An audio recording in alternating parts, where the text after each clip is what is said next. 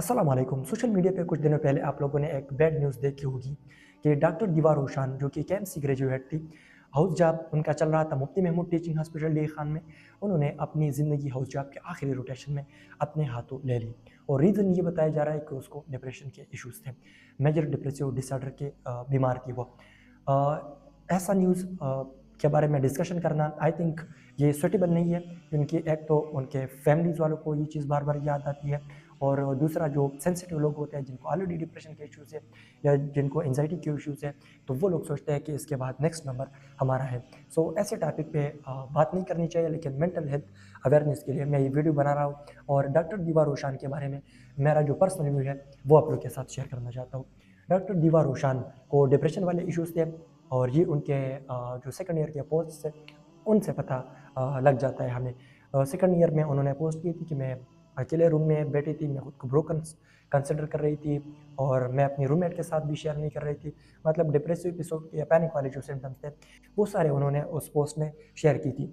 लेकिन डॉक्टर दीवा रोशान ने इमडीकेट को सर्वाइव कर दिया, उसने सुसाइड नहीं की। इमडीकेट के बाद फर्स्ट ईयर एमबीबीएस में उसको डिप्रेशन वाले इश्यूज़ थे, शी सर्वाइव दैट, सोचने की बात है। सेकंड ईयर एमबीबीएस में तो सबको पता है कि उसको डिप्रेशन वाले इश्यूज़ थे और रिज़ॉल्व नहीं हुए, शी सर्वाइव। थर्ड ईयर में वो सर्वाइव कर गई, फोर्थ ईयर में वो सर्वाइव कर गई, फाइनल ईयर में भी वो सर्वाइव कर गई। और एमबीबीएस के बाद बंदा सोचता है कि प्रैक्टिकल लाइफ है, स्टडी जो लाइफ होती है वो बहुत ज़्यादा मुश्किल होती है और प्रैक्टिकल लाइफ थोड़ा आसान होता है।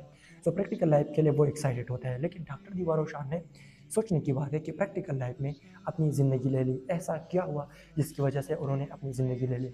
डॉक्टर दीवा रोशान ने म्यूचुअल शिफ्टिंग जीएमसी किया, एक स्टूडेंट के साथ की।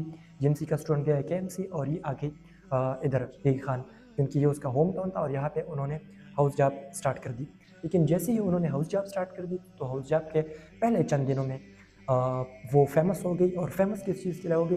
That there is a female house officer in Mufti Mahmood teaching hospital, जो कि बहुत ज़्यादा रूड है। वो अपनी सुपरवाइज़र के साथ रूड हो गई है और इसी वजह से डॉक्टर दीवा को पीड्स वार्ड से निकाल दिया गया। पीड्स वार्ड से की रोटेशन उसकी ख़त्म कर दी, कैंसिल कर दी गई और वो शिफ्ट हो गई फिर साइकेट्री वार्ड। साइकेट्री वार्ड में उसकी रोटेशन थी। फिर साइकेट्री वार्ड में चंद दिन गुजारने के बाद वो आ गई कॉलेज। कॉलेज उन सारे एचओस को, हाउस ऑफिसर्स को इनवाइट किया था, उनके लिए एक ओपनिंग सेरेमनी थी। उस ओपनिंग सेरेमनी में हाउस ऑफिसर को बताया जा रहा था कि आप लोगों की ड्यूटीज़ क्या होगी और हॉस्पिटल में आप लोगों की रिस्पॉन्सिबिलिटीज़ क्या होगी। सो उसमें मुख्तलिफ़ किस्म के टीचर्स उनको गाइड कर रहे थे। लेकिन उसमें डॉक्टर दीवा रोशान ने हमारे कॉलेज के डीन से एक क्वेश्चन पूछा और क्वेश्चन ये था कि मैम, मेरा एक क्वेश्चन ये है और वो क्वेश्चन कम लग रहा था, लेकिन गिला ज़्यादा लग रहा था कि मैम, हाउस जॉब में हमें अपने बच्चों की तरह ट्रीट किया जाए और होना भी ऐसा चाहिए कि मैम, हम स्टूडेंट हैं और हमारे हाउस जॉब में हमसे वो एक्सपेक्ट ना किया जाए जो कि हाउस जॉब में या रोटेशन के एंड में एक हाउस ऑफिसर से एक्सपेक्ट किया जाता है। हमें ये स्टार्ट है, हमें स्टार्ट में टीच किया जाए, हमें समझाया जाए, हमें बताया जाए कि आप लोग हमने करना क्या है। अभी तक तो हमने थ्योरी पढ़ी है, अभी हम प्रैक्टिकल लाइफ में आए हैं, हमें प्रैक्टिकल लाइफ की ज़्यादा समझ नहीं आती। सो काइंडली आप लोग हमें बच्चों की तरह ट्रीट करें। हमें हर बात पे एग्जैक्टली इसके अल्फाज ऐसे थे कि हमें हर बात पे मैम स्कोल्ड ना करें और हमें बच्चों की तरह ट्रीट करें। ये क्वेश्चन कम था और मेरे ख्याल में गिला ज़्यादा था। लोगों ने उसके लिए क्लैपिंग भी की, लेकिन इस क्वेश्चन का आंसर नहीं दिया गया। Like the question was not asked in that sense, क्योंकि ये क्वेश्चन लग रहा था कि ये सिस्टम पे क्वेश्चन है, ये किसी टीचर के बारे में क्वेश्चन है। और आजकल ये ट्रेंड चल रहा है मेडिकल कॉलेजेस में कि किसी सिस्टम के बारे में या टीचर के बारे में अगर आपने इस तरह का क्वेश्चन किया, तो ये इस तरह है जिस तरह आपने कोई मजहबी गुस्ताखी की। तो सेम उसी तरह ये लेबल करते हैं। बस उसको रूट कंसिडर किया गया और भी फेमस हो गई कि ये क्वेश्चन उसको हाउस जॉब की ओपनिंग सेरेमनी में नहीं पूछना चाहिए था, और भी फेमस हो गई कि ये रूट है। लेकिन मैंने अपने क्लास पे लोग को बताया कि उसका जो माइंड सेट है, ये केएमसी का माइंडसेट है, ये जीएमसी का माइंडसेट नहीं है। ये टोटली चेंज है हमारे लोगों से। हमारे जो लोग हैं वो सारे कहते हैं कि खैर है, लेकिन केएमसी में ये वाला माइंडसेट नहीं है। वहाँ पे उनको मुख्तलिफ़ किस्म डिफरेंट वे में ट्रीट किया जाता है। इस वे में ट्रीट नहीं किया जाता जिस तरह जीएमसी के स्टूडेंट को ट्रीट किया जाता है। लर्निंग इज़ समथिंग एल्स और treating students is something else. ये दोनों डिफरेंट चीज़ें हैं। और हमारे केएमयू को अगर देखा जाए तो उनके एग्जामिनेशन ऑलरेडी टफ होते हैं। उनकी एग्जामिनेशन और उनके क्वेश्चन का कुछ पता नहीं चलता। मतलब एकेडमिक प्रेशर बहुत ज़्यादा होता है हर एक स्टूडेंट पे, चाहे वो एवरेज स्टूडेंट है या वो टॉपर्स है। हर किसी को एकेडमिक प्रेशर्स KMU के एग्जामिनेशन सिस्टम की वजह से फेस करने पड़ते हैं। सो वो प्रेशर भी होता है, डिप्रेशन का प्रेशर भी होता है, और साथ में फिर अगर आपको वार्ड से भी निकाला जाए और क्वेश्चन का आंसर भी न दिया जाए इस क्राउड के सामने, तो आप खुद अंदाज़ा लगा लें कि वो बंदा जिसको कई सालों से डिप्रेशन के इश्यूज़ हैं, उसके मेंटल हेल्थ का कंडीशन क्या होगा, कितनी सिवियर मेंटल क्राइसिस से वो उसके बाद गुजरेगी। यानी वो तो कह रही थी वार्ड में कि मेरे लिए चीज़ें मैटर नहीं करती, लेकिन ये डेफिनेटली एक डिप्रेस बंदे के लिए बहुत ज़्यादा मैटर करती है, वो तो सेंसिटिव होता है इन चीज़ों के लिए। She was not answered. और हमारी जो सोसाइटी है उसमें मेंटल हेल्थ को सिरे से मेंटल हेल्थ कंसिडर ही नहीं किया जाता। बहुत से डॉक्टर्स, बहुत से प्रोफेसर जब वो एंजाइटी के बारे में सुनते हैं, पैनिक अटैक के बारे में सुनते हैं, डिप्रेशन के बारे में सुनते हैं, तो वो डायरेक्टली आपको कहते हैं कि तिलावत करो और 5 वक़्त की नमाज़ पढ़ो, और हँसते हैं कि तुम डरपोक हो और तुम डरने वाले हो। और इसकी वजह से आप खुद सोच सकते हैं कि डिप्रेस बनने की जिस पे कंडीशन गुजरे हो, उसकी मेंटल हेल्थ की कंडीशन उसके बाद क्या होगी। हमारे जीएमसी में एक स्कॉलर को इनवाइट किया था। उस स्कॉलर को असल जो टॉपिक था वो ये दिया गया था कि आप गुस्ताखी पे बात करें, लेकिन उसने उस सेंसिटिव टॉपिक पे बात नहीं की, बल्कि होली एंड सोली सिर्फ और सिर्फ इस पे बात की कि आप अगर नमाज, रोज़ा और इस चीज़ों के पाबंद नहीं हो, जिक्र नहीं करते, तिलावत नहीं करते, तो आपको डिप्रेशन के इश्यूज़ होंगे, आप खुदकशी करोगे, इसकी वजह से आपको सिवियर मेंटल हेल्थ क्राइसिस होंगे। मैं उठ गया और मैंने उस स्कॉलर से पूछा कि सर आपने ये बता दिया, लेकिन मैं वीडियोज़ बनाता हूँ टिकटॉक पे, मुझे जो उलमा हैं वो भी कॉन्टैक्ट करते हैं, मुझे कारी साहिबान भी कॉन्टैक्ट करते हैं, और मैंने अपने सेटअप में भी देखा है कि अक्सर जो कारी साहिबान हैं वो रिपोर्ट नहीं करते, लेकिन उनको भी ये पैनिक अटैक के, ये डिप्रेशन के, ये सारे इश्यूज़ होते हैं। ये मैं मानता हूँ कि इन स्पिरिचुअल चीज़ों की वजह से कम होते हैं, उनको हौसला मिलता है, लेकिन इतना रोल इन चीज़ों का नहीं है। उसने मुझे कहा कि आप गलत कह रहे हो, आपका क्वेश्चन गलत है। ये जो लोग आपको कहते हैं कि हमें पैनिक एंजाइटी डिसऑर्डर है या हमें डिप्रेशन है, और साथ में वो मौलवी भी है या वो कारी साहिबान है या वो खुद को नेक पेश करे, ये असल में नेक नहीं होते, ये गुनहगार लोग होते हैं, ये कोई चुपके से गुनाह करते हैं। मैंने उसको कहा सर आप उसको ब्लेम कर रहे हैं, किसी को आपने देखा नहीं है, किसी के अमाल को आप कैसे जज करते हो डायरेक्टली। और हाल में जितने लोग थे वो कह रहे थे कि आपका जो क्वेश्चन था वो ठीक नहीं था। एक डॉक्टर कम्युनिटी में लोग मेंटल हेल्थ को कंसिडर नहीं करते।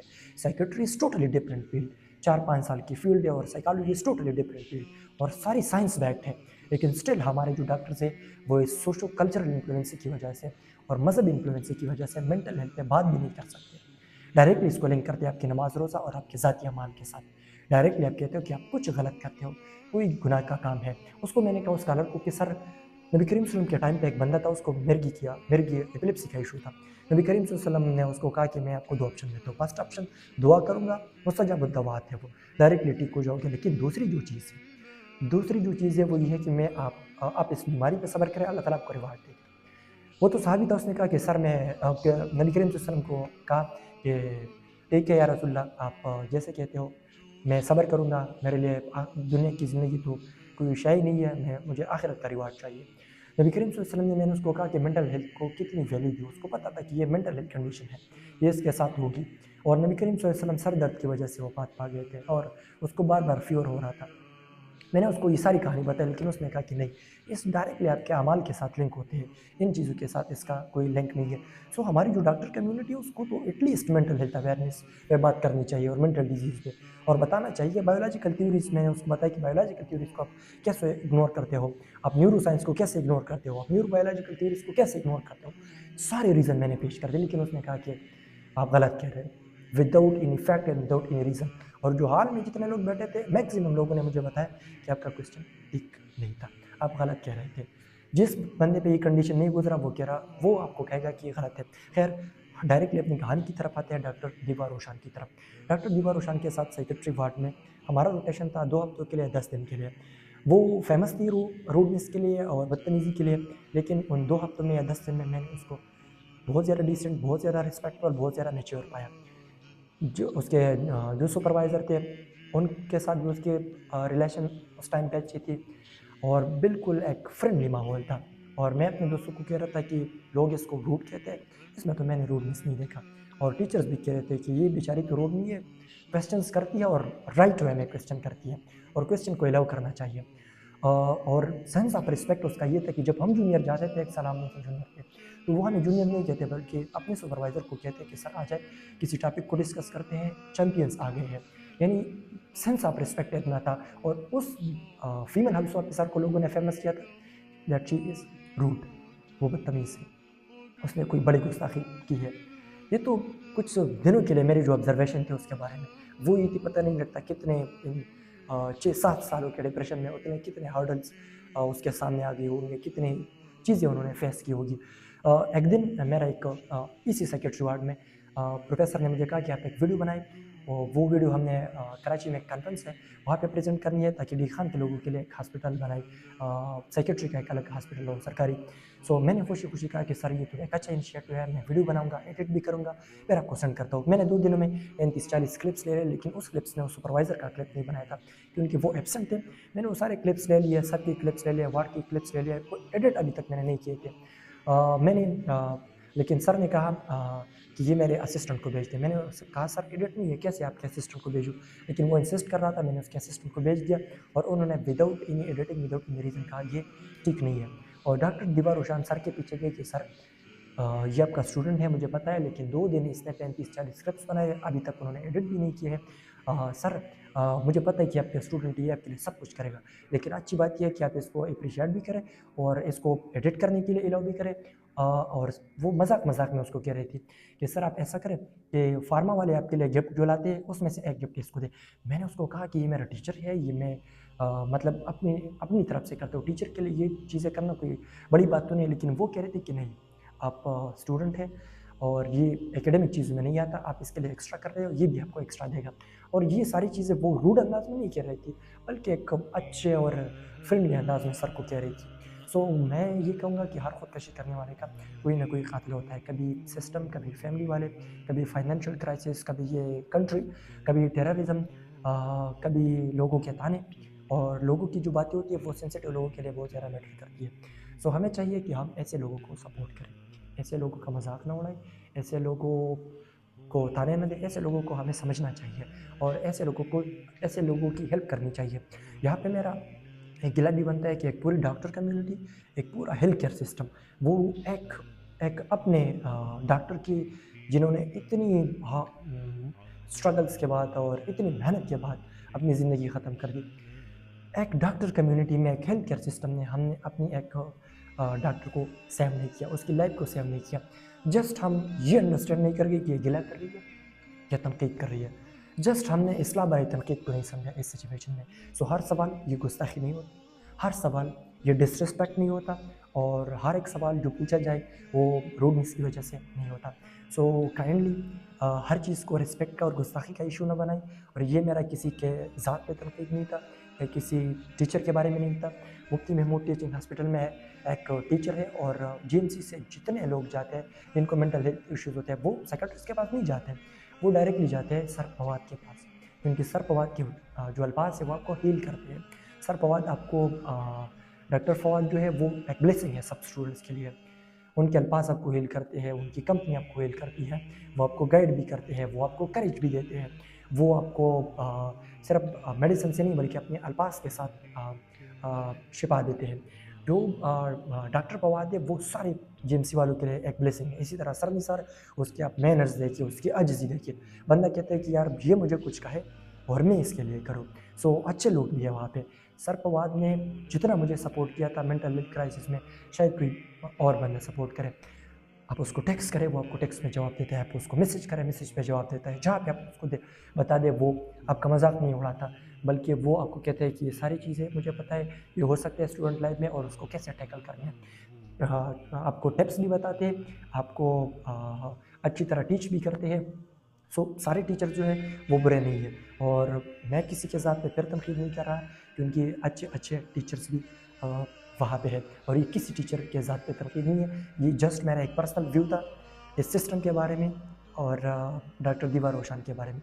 कोई भी इसको अपनी ज़ाती अना का मामला ना बनाए। थैंक यू सो मच, जज़ाकल्लाह, अल्लाह हाफ़िज़।